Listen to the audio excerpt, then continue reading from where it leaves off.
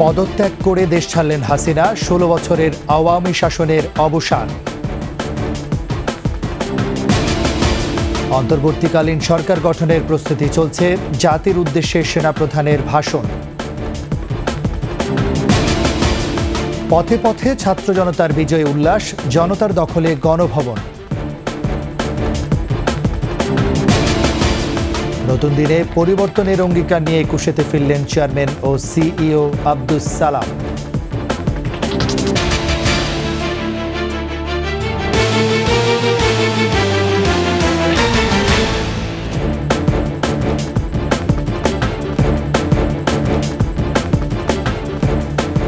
শুনছিলেন first security ইসলামী bank PLC সংবাদ শিরোনাম। আমন্ত্রণ সন্ধ্যা ৭টার ২১শে সংবাদে আপনাদের সাথে আছি আমি রাজীব জামান।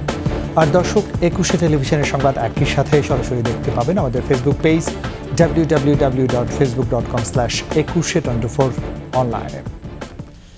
ছাত্র জনতার এক দফা আন্দোলনের মুখে পদত্যাগ করলেন শেখ হাসিনা। ইতিমধ্যেই দেশ ছেড়েছেন তিনি। সোমবার দুপুর ১২টায় বঙ্গভবনের রাষ্ট্রপতি মোহাম্মদ শাহাবুদ্দিনের কাছে পদত্যাগপত্র জমা দিয়েছেন তিনি। এরপর দুপুর ৩টার দিকে গণভবন ঘেরাও করে সাধারণ ছাত্র জনতা। এর আগেই দেশ ছেড়েছেন শেখ হাসিনা। শিক্ষার্থীদের বৈষম্য বিরোধী ছাত্র আন্দোলনের শেষ পর্যন্ত সরকার পতনের এক দফায় গিয়ে ঠেকে। শত শত শিক্ষার্থী ও সাধারণ মানুষ নিহত হয় গত কয়েকদিনে। শেখ হাসিনার পদত্যাগের মধ্য দিয়ে প্রায় টানা ১৬ বছরের আওয়ামী রেজিমের পতন ঘটল।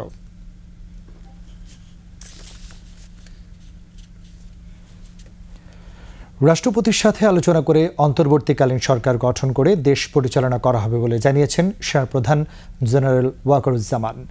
বিকেলে সদর দফতর থেকে জাতির উদ্দেশ্যে দেওয়া বক্তব্যে তিনি এই কথা জানান। সেনাবাহিনী প্রধান বলেন, দেশের ক্রান্তিকাল চলছে, তাই সব রাজনৈতিক দলের নেতাদের সাথে আলোচনা করেই অন্তর্বর্তীকালীন সরকার গঠন করা হবে। অন্তর্বর্তীকালীন সরকারের অধীনেই দেশের সব কার্যক্রম চলবে। সব হত্যা ও অন্যায়ের বিচার করা হবে বলেও জানান তিনি। ভাঙচুর, হত্যা, সংঘর্ষ ও মারামারি থেকে জনগণকে বিরত থাকার আহ্বানও জানান সেনাপ্রধান।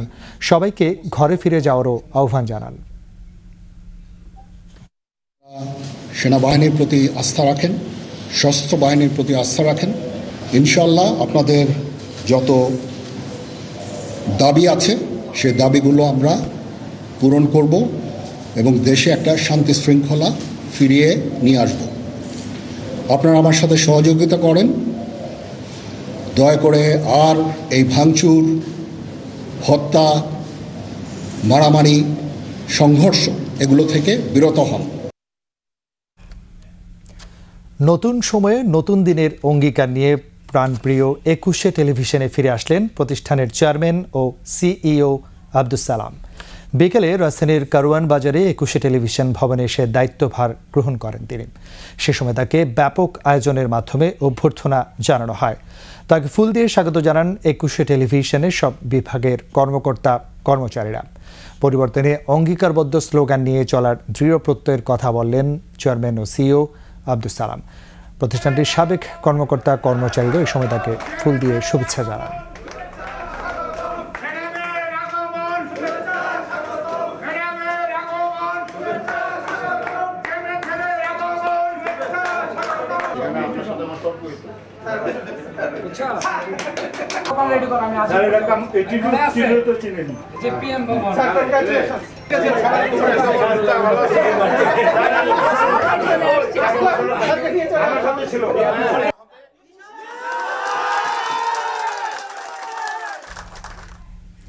নিচ্ছি সংবাদ বিরতি। যখন ফিরছি তখন অন্যান্য খবরের সঙ্গে আরও থাকবে।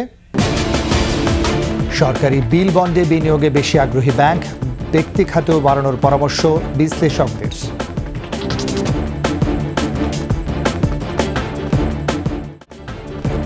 আবার আমন্ত্রণ সন্ধ্যা ৭টার ২১শে সংবাদে। শেখ হাসিনার পতনে দেশজুড়ে বিজয় উল্লাস করেছেন ছাত্র জনতা ও সব শ্রেণী পেশার মানুষ। দেশের বিভিন্ন প্রান্ত থেকে রাজধানীতে ঢল নামে সাধারণ মানুষের। উল্লাসের মাধ্যমে আওয়ামী লীগের প্রতি ক্ষোভ জানান তারা। বিস্তারিত আহমদ বাবুর রিপোর্টে। গেল বেশ কিছুদিন যাবৎ কোটা সংস্কার আন্দোলনের নামে সাধারণ শিক্ষার্থীরা, পরে সরকারের নিপীড়ন, হত্যার কারণে এক দফা সরকার পতনের দাবি করেন শিক্ষার্থীরা। এরপর 5 August long march to Dhaka সফল করতে আহ্বান করেন শিক্ষার্থীরা। এর ফলে সোমবার সকাল থেকে রাজধানীমুখী হয় দেশের বিভিন্ন প্রান্ত থেকে ঢাকায় আসা সাধারণ মানুষ। দুপুরে শেখ হাসিনার পদত্যাগের পর উল্লাস করে রাস্তায় নেমে আসে সাধারণ মানুষ। তবে সবাইকে ধৈর্য ধরার আহ্বান জানান তারা। এই বিজয় পেয়ে আমরা যাতে আমাদের দেশের জনগণের জাতির জানমাল কিছুর ক্ষতি না করি সেদিকে খেয়াল রাখবো। আর আমরা যাতে এই বিজয় পেয়ে এই বিজয় আমাদেরকে যিনি দিয়েছেন সেই সৃষ্টিকর্তাকে না ভুলে যাই।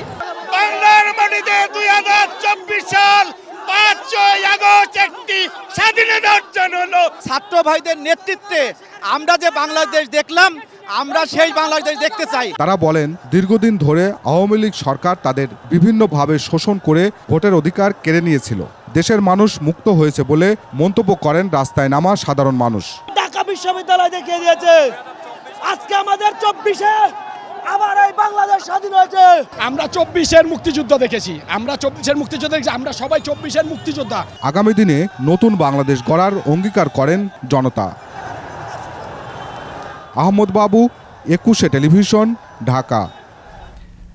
এদিকে ছাত্র জনতার বিজয় হচ্ছে মন্তব্য করে সবাইকে শান্ত থাকার আহ্বান জানিয়েছেন বিএনপি মহাসচিব ফখরুল ইসলাম আলমগীর। তারা ইন্টারিম গভর্নমেন্ট তৈরি করবেন। সবচেয়ে বড় প্রয়োজন এখন শান্ত থাকা, ধৈর্য থাকা, প্রতিরোধ প্রতিহিংসার মধ্যে না যাওয়া, এবং এইটাই এখন প্রয়োজন। বছরের প্রথমার্ধে সুদ থেকে রেকর্ড আয় করেছে পুঁজিবাজারের তালিকাভুক্ত ব্যাংকগুলো। সরকারি ট্রেজারি বিল বন্ডে বিনিয়োগ থেকে আসে আয়ের বড় অংশ। তবে ট্রেজারি বিল বন্ডের পাশাপাশি ব্যাংকগুলোকে ব্যক্তি খাতেও বিনিয়োগ বাড়ানোর পরামর্শ দিয়েছেন বিশ্লেষকরা। মেহেদী হাসানের রিপোর্ট। গত মে মাসে ব্যাংকের সুদের হার বাজার ভিত্তিক করা হয়। অব্যাহত রাখা হয় সংকোচনমূলক মুদ্রানীতি। ফলে আমানত এবং ঋণ উভয় ক্ষেত্রেই সুদের হার উল্লেখযোগ্য পরিমাণে বেড়েছে। পুঁজিবাজারে তালিকাভুক্ত 36 ব্যাংকের মধ্যে 31টি বছরের প্রথমার্ধে ভালো মুনাফা করে।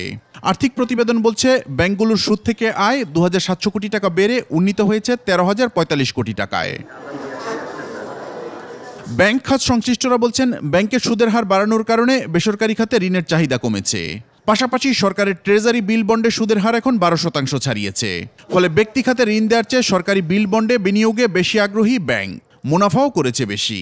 সুদের হার বাড়লে তো প্রফিটটা বেশি হবে, এটা একটা বিষয়। আর হচ্ছে যে ট্রেজারি যে বন্ড, সেই বন্ডের কিন্তু ইয়েটা বেশি, সুদের হারটা বেশি। এবং ব্যাংকগুলো কী করছে, বিশেষ করে প্রাইভেট ব্যাংকগুলো, তাদের কিন্তু ওই বন্ডের দিকে বেশি ঝুঁকছে। সরকারি বন্ডে যদি এটি খাটানো হয় তখন এই দুটি ব্যাপার থাকে না। একটা হচ্ছে কোনো রিস্ক থাকে না, ডিফল্ট করার রিস্ক থাকে না। আরেকটি হচ্ছে যে এখানে যে প্রভিশন রাখার যে সংস্থা ব্যাপারটি আছে, বাধ্যবাধকতা আছে, সেটা রাখতে হয় না। সুতরাং সেই বিবেচনায় ব্যাংকগুলো যদি আপনার ট্রেজারি বন্ড থেকে ইল্ড একটু কমও হয়ে থাকে সাধারণ ব্যবসায়িক ঋণ থেকে, তবুও ব্যাংকগুলো এটাকে প্রেফার করেছে। তবে ব্যাংকগুলো ব্যক্তি খাতে ঋণ দিয়ে ঠিকমতো আদায় করে মুনাফা করলে তা অর্থনীতির জন্য বেশি লাভজনক বলছেন বিশ্লেষকরা। ব্যাংকগুলোর প্রাথমিক দায়িত্ব এবং কর্তব্য হচ্ছে ব্যবসায়িক লেনদেনের জন্য ঋণ দেওয়া। সরকারের বন্ডে টাকা খাটিয়ে শুধু নিশ্চিত ইনভেস্টমেন্ট করা ব্যাংকের একটা কোর ব্যাংকিংয়ের কোনো এটা আদর্শ কাজ হতে পারে না। যেন বিনিয়োগটা বাড়ে, বিশেষ করে প্রাইভেট সেক্টরে। যদিও আমাদের এখনকার প্রবৃদ্ধিটা হচ্ছে সরকারি সেক্টরে, গভর্নমেন্টের যে এক্সপেন্ডিচারের মাধ্যমে হচ্ছে, কিন্তু যদি এটা বেসরকারি খাতে যদি এই বিনিয়োগটা বাড়ে তাহলে কর্মসংস্থান হয়, অর্থনীতির জন্য, রিয়েল সেক্টরের জন্য এটা সুবাতাস বা প্রভাবটা পজিটিভ প্রভাব পড়ে। চলতি বছরের প্রথমার্ধে তালিকাভুক্ত ব্যাংকগুলোর মধ্যে সর্বোচ্চ 1191 কোটি টাকা মুনাফা করেছে ব্র্যাক ব্যাংক। মেহেদী হাসান, 21 টেলিভিশন, ঢাকা। এবার বন্যা প্রসঙ্গ। দেশের গঙ্গা ও সুরমা অববাহিকায় পানি বৃদ্ধি অব্যাহত থাকলেও বিপদসীমার নিচে প্রবাহিত হচ্ছে দেশের সকল নদ নদীর পানি। তবে ফেনীসহ বন্যা কবলিত এলাকার নিম্নাঞ্চলে এখনও অনেক পরিমাণ পানিবন্দী বলে জানিয়েছে বন্যার সতর্কীকরণ কেন্দ্র। তারা বলছে, অতি ভারী বৃষ্টি না হলে আর বন্যার আশঙ্কা নেই। মফির রহমানের রিপোর্ট। আগস্টের শুরু থেকে ভারী থেকে অতি ভারী বৃষ্টির ফলে দেশের নদ নদীর পানি বেড়ে অনেক জায়গায় বিপদসীমার উপর দিয়ে প্রবাহিত হচ্ছিল। গেল কয়েকদিনে আর ভারী বৃষ্টি না হওয়ায় কমতে শুরু করেছে নদ নদীর পানি। গড়ে বিপদসীমার 3 থেকে 3.5 মিটার নিচে দিয়ে প্রবাহিত হচ্ছে সকল নদ নদী। বর্তমানে দেশের সকল নদ নদীর পানি সমতল বিপদসীমার নিচ দিয়ে প্রবাহিত হচ্ছে। দেশের অভ্যন্তরে উত্তর ও মধ্যাঞ্চল এবং উজানে ভারতের মেঘালয়, আসাম সহ আশপাশের এলাকায় ভারী বৃষ্টির ফলে পানি বৃদ্ধি পাচ্ছে গঙ্গা ও সুরমা অববাহিকায়। দেশের ব্রহ্মপুত্র যমুনা নদীর পানি বর্তমানে স্থিতিশীল আছে, অপরদিকে গঙ্গা নদীর পানি বৃদ্ধি পাচ্ছে, কিন্তু মধ্যাঞ্চলে পদ্মা নদীর পানি স্থিতিশীল আছে। ফেনীসহ বন্যা কবলিত এলাকার নিম্নাঞ্চলে এখনও পানিবন্দী অনেক মানুষ। এর জন্য পানি নামার ধীরগতিকে দায়ী করছে বন্যা সতর্কীকরণ কেন্দ্র। নিচু এলাকাতে পানি ঢোকার কারণে সেখানে স্বাভাবিক যে আমরা বলি যে পানি নিষ্কাশন প্রক্রিয়া, সেটা অনেক সময় নদীর সাথে খালের মাধ্যমে যে নিষ্কাশন প্রক্রিয়াটা ঘটে সেটা কোনো কারণে বাধাগ্রস্ত হলে পানি নামতে বিলম্ব হয়। দেশের দক্ষিণাঞ্চলে মৌসুমী বায়ুর প্রভাব কিছুটা কমে আসায় সেই এলাকায় বৃষ্টির পরিমাণ কমে গেছে বলেও জানায় সতর্কীকরণ কেন্দ্র। মফিউর রহমান, একুশে টেলিভিশন, ঢাকা। আবার নিচ্ছি সংবাদ বিরতি। যখন ফিরছি তখন অন্যান্য খবরের সঙ্গে আরও থাকবে। মধ্যপ্রাচ্যে যুদ্ধ পরিস্থিতি, ইসরায়েলে হামলার প্রস্তুতি নিচ্ছে ইরান।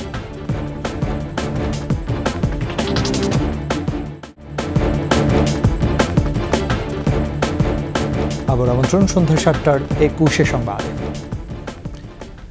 কোটা সংস্কার আন্দোলনকে ঘিরে দেশব্যাপী অস্থিরতায় পণ্য রপ্তানি বাধাগ্রস্ত হওয়ায় গত ৩ মাসের মধ্যে সবচাইতে কম রপ্তানি হয়েছে বিগত জুলাই মাসে। জাতীয় রাজস্ব বোর্ড এনবিআরের হিসেব অনুযায়ী জুলাই সব মিলিয়ে পণ্য রপ্তানি হচ্ছে $৩৮১ কোটি। গত বছর একই সময় রপ্তানি হয়েছিল $৩৭১ কোটি পণ্য। সেই হিসেবে জুলাই মাসে রপ্তানি ৩% বেড়েছে, তবে চলতি বছরের মে ও জুন মাসের তুলনায় তা কম। জুন মাসে রপ্তানি হয়েছিল $৩89 কোটি পণ্য, মে মাসে রপ্তানি হয় $৪২৭ কোটি।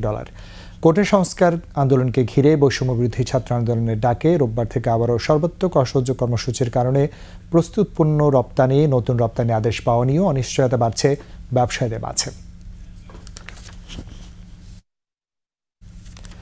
ব্যাংক বন্ধ থাকায় হিলি স্থলবন্দর দিয়ে দুদেশের মধ্যে বন্ধ রয়েছে আমদানি রপ্তানি কার্যক্রম। সকাল থেকেই দুদেশের মধ্যে কোনো পণ্যই আমদানি রপ্তানি হয়নি। আমদানিকৃত পণ্য বন্দর থেকে খালাস নেওয়া সম্ভব হবে না বলেই পণ্য আমদানি করা হচ্ছে না বলে জানান ব্যবসায়ীরা। তবে হিলি ইমিগ্রেশন চেকপোস্ট দিয়ে যাত্রী পারাপার হতে পারছে, কিন্তু ব্যাংক বন্ধ থাকায় অনেকেই ভ্রমণ কর পরিশোধ করা নিয়ে পড়েছেন বিড়ম্বনায়।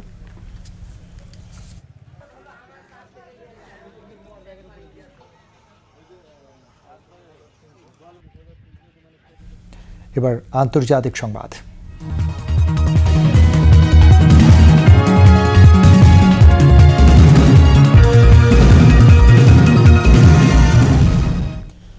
মধ্যপ্রাচ্যে চলছে যুদ্ধ পরিস্থিতি।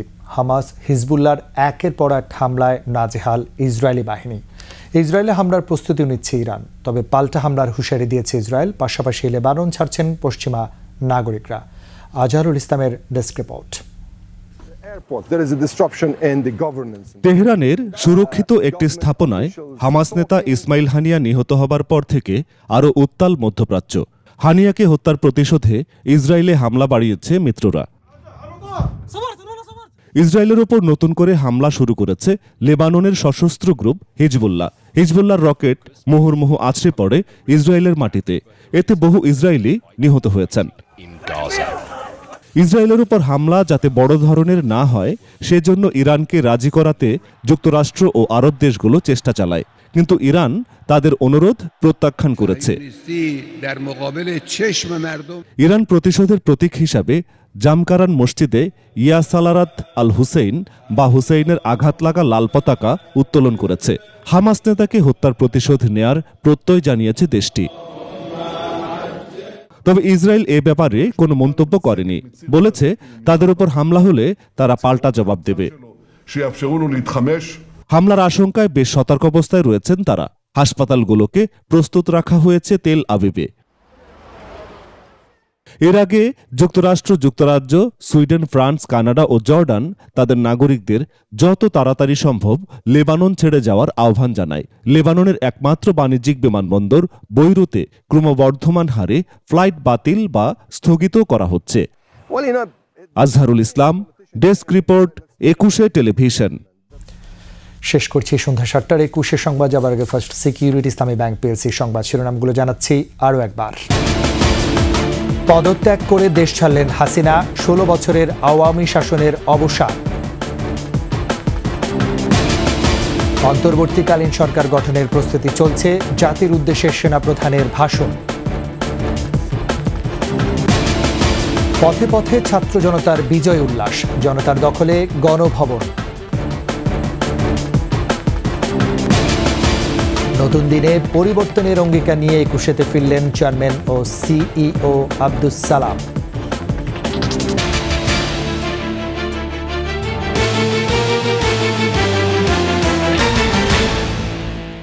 সবশেষ খবর জানতে ডায়াল করুন 2021 নম্বর আর ভিজিট করুন 21e-dastiv.com এই ওয়েবসাইটে। এছাড়া ফেসবুকে ভিজিট করতে পারেন www.facebook.com/21e24 অনলাইনে। এখন সাথে থাকার জন্য ধন্যবাদ। পরবর্তী সংবাদ রাত 9টায় দেখার আমন্ত্রণ রইল। 21-এর সাথে থাকুন।